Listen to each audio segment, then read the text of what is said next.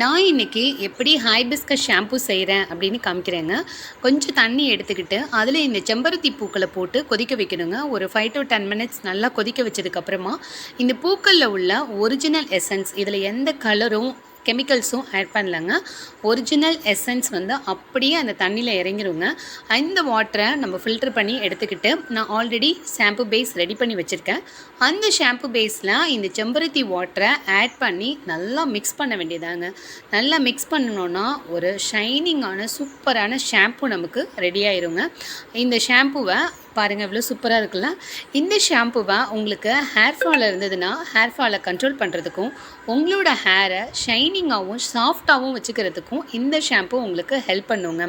நம்ம வந்து அஃபோர்டபுளான ப்ரைஸில் வித் குவாலிட்டியோட நம்ம வந்து கொடுக்குறோங்க.